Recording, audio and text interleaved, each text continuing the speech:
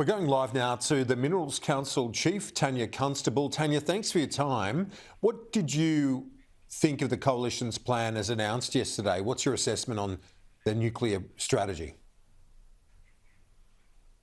Well, I think it was a really sensible strategy, Kieran. It was about time. We have been advocating in the Minerals Council for nuclear for a long period. We have enormous reserves of uranium in Australia. We've now seen an announcement around AUKUS.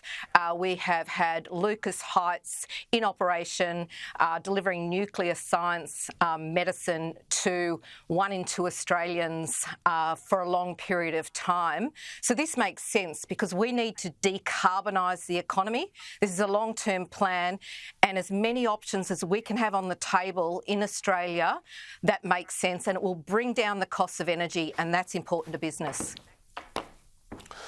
When you look at the proposal, though, we only see 7 sites. There's no costs, no amount of energy in terms of what they're going to provide into the market.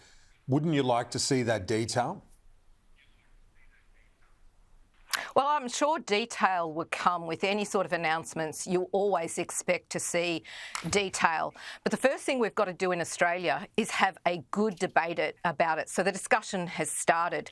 We need to see the Environment Protection Biodiversity Conservation Act, the prohibition on nuclear lifted, and then we will see interested parties across the world really seriously looking at Australia. Until that happens, no one is going to put absolute costs on the table because it wouldn't make sense to even do something like that. So that's first and foremost in where we might go.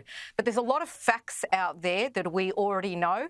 This is a safe technology. It's used around the world, particularly in developed economies. We're seeing that already.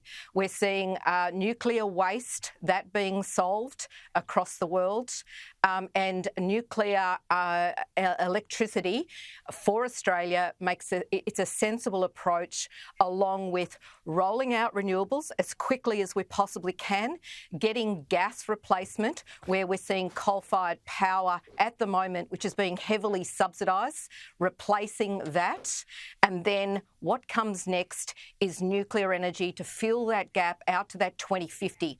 Only then will we see net zero by 2050 at the cheapest price possible for all Australians. We need to get the cost of energy down for the medium to longer term. Are you comfortable with the model as put by the Coalition of a government-owned asset and then other private operators come in to run the facilities?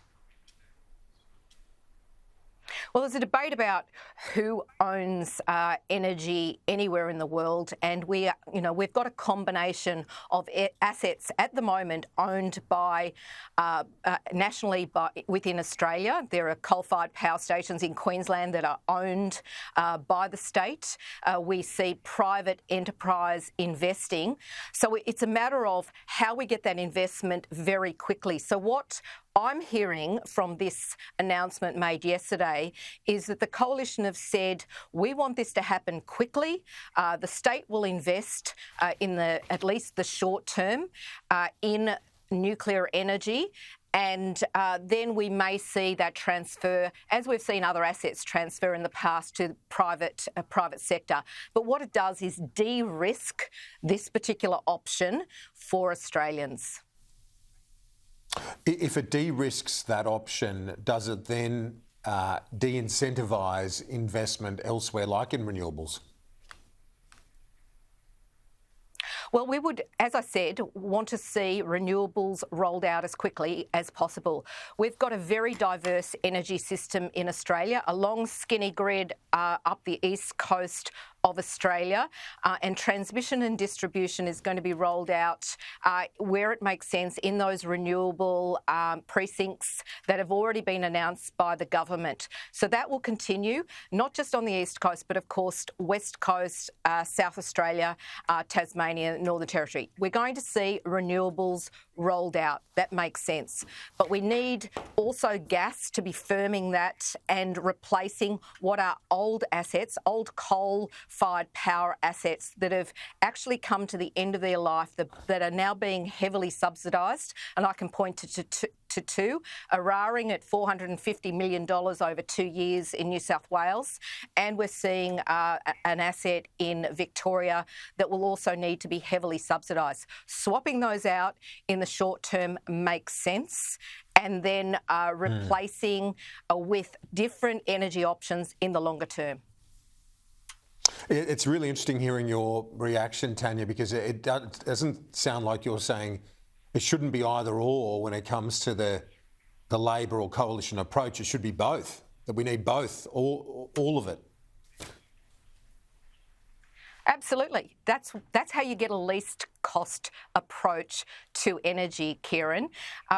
We've seen different announcements on the technologies themselves. What we need to get back on is, what is the end goal? And the end goal is net zero by 2050. It's going to take a range of energy sources to get there. So the pathway that the government has announced already, with some renewables in the system, a lot of renewables in the system, it certainly makes sense. But everyone's forgotten about the need for gas. This is a dash for gas. We need more supply of gas, because that's going to firm that renewable capacity in the short term. Then, again, we move on to other energy sources. And there are other energy options over and above what the coalition have put forward on nuclear. Biomass is another example. But all of it is going to be needed if we want to see clean, reliable, 24/7, cheaper, and it's not going to be cheap, but at least cost energy for all Australians, and that includes business. We need the energy for that longer term, and energy in Australia is extremely expensive.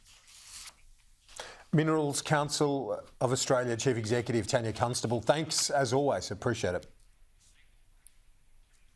Thanks very much, Kieran.